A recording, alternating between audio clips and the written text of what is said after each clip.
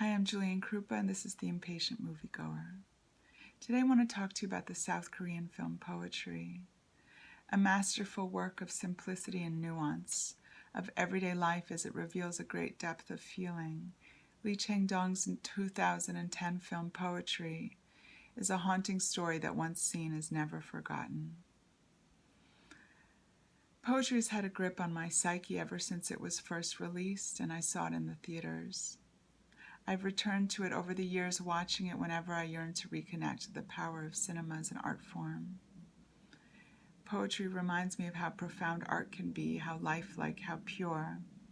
And Jeong-hee's performance as Yang Mi-ja, a 66-year-old grandmother struggling to care for her ungrateful grandson and to uphold the beauty in life, is a brilliant reminder of how a soul can actually shine through the screen, transcending pain, transmitting the essence of life as a great actor should, and sometimes succeeds. At first glance, Poetry may seem like it will be simply a light and sweet film. Yang Mi-ja is a ladylike grandmother gently caring for her rather spoiled teenage grandson, whose divorced mother, her daughter, works and lives in another town. Mi-ja survives on her pension while also working a part-time job, caring for a disgruntled and sick elderly man. She always dresses with care, a wistful expression playing across her face. She's accepting of what life brings her way. One such piece of information that life has to offer is the discovery that she has Alzheimer's, an answer to why she keeps forgetting basic nouns. Drawn to an advertisement for a poetry class at a local community center, she enrolls, perhaps with the hope that through writing, something new can be created if not preserved. The class is a catalyst for an inner pursuit of beauty, for an answer within, buried in the fog of forgetting. Later on in the film, she tells the story of how, as a child, she was told that she would one day become a writer. Perhaps it is through this class that she also wishes to live out this long-abandoned dream. And so this is the initial setting for Poetry, the surface storyline that lives in the quiet of small-town daily life. Mi-ja washes and cares for the old man and prepares dinner for her grandson, who expresses his discontent while stuffing his mouth and watching TV. She does this all while managing to remain elegant and light in the way that she moves through the world. She attends poetry class, which offers her a window onto another way to see. She laughs on the phone with her daughter, who suggests that she might be good at writing poetry because she likes flowers and says odd things. But as Mi-ja begins to listen and learn, she understands that poetry is more than words on a page. It is a way of life, of being, of living. Her patient and generous teacher encourages his students to look at something as simple as an apple as if for the first time. He speaks about the majesty of the blank page as a world of pure potential, a world before creation. This is the perfect moment for a poet, he says. He assures the group that by the end of the month, the end of the course, everyone will have a poem to share. Mi-ja has never written a poem before, but as she begins to sit with trees and to take notes on flowers, she learns how to express what she has inside. For Mi-ja, the question will be how to preserve her tenderness, for as the story unfolds, a greater darkness emerges.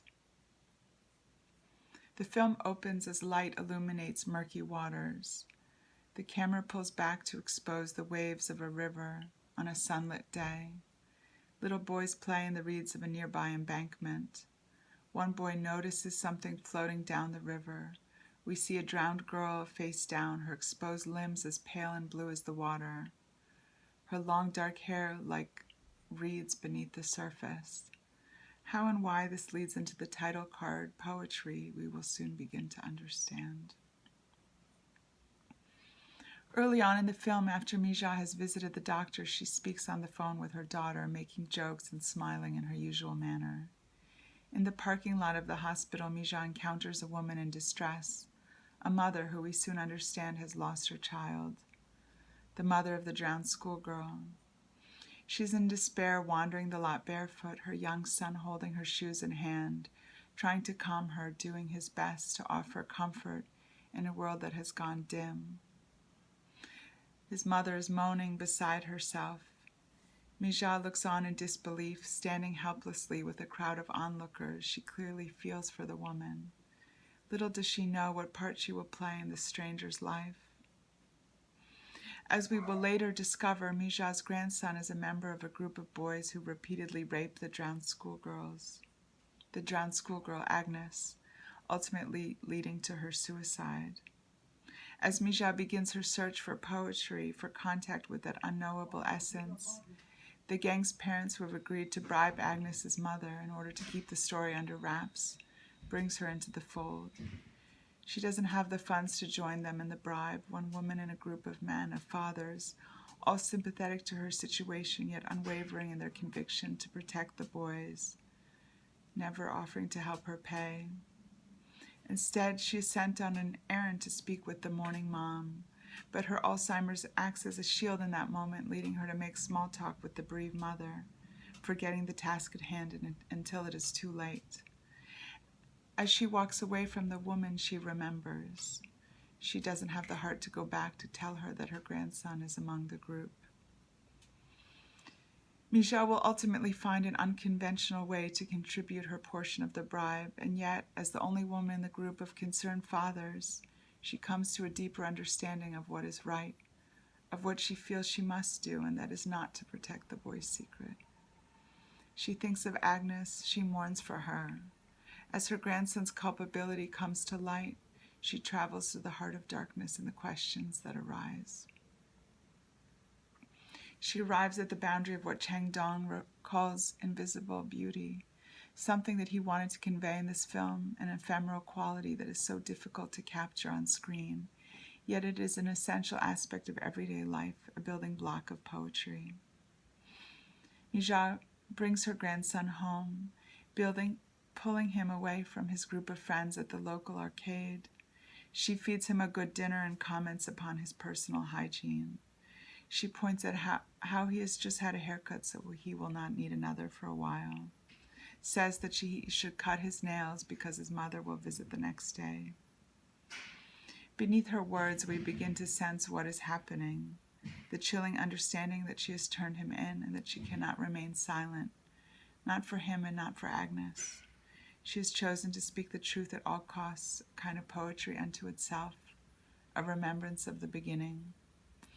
Lee Chang-dong said that to many viewers this aspect of the story was open-ended, but for me it was not. A novelist turned filmmaker, Chang-dong's inspiration for the film came from a real-life news story about a group of teenage boys who raped a girl in a provincial South Korean town. It was not until he was watching a nature program in his hotel room on a trip to Japan that the inspiration for the story came, with the prospect of an older woman and the word poetry as the catalyst for the film. It was the interconnection of these two threads that solidified the story that he needed to tell. In this film, poetry as an art form becomes synonymous with the practice of honoring and exploring shadows with the lightest of touch. In the end, there is no separation. As is revealed by Mija's poem, the soliloquy that closes the film, there is no difference between her and Agnes, between the past and the present. The two characters merge with the beauty of Mija's words. Her poem is called Agnes's Song, and as we hear Mija reading, her voice gives way to that of Agnes's. We experience a last day of everyday imagery as witnessed through the eyes of a child. A classroom in session, a dog barking. Agnes's suicide haunts Mija, transforming her life forever. It is the harshness of her death that guides Mija into the underworld that is also the poetic realm, carrying her aloft on the primordial currents that flow through life. The last sequence of this film is breathtaking. As the voice of Agnes replaces Mija's, the reading of her poem transforms to elegy, animating the dead.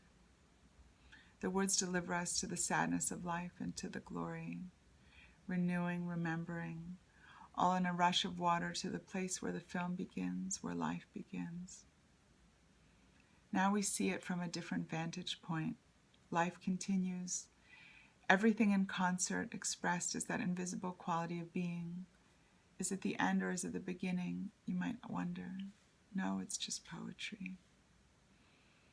And I want to warn you that most likely this film will make you cry. So with that, I'm Julia Ain-Krupa. This is the Impatient Moviegoer. Thank you for listening. Please see this film and keep watching movies. Keep searching for the beauty in life. Until next time, take care.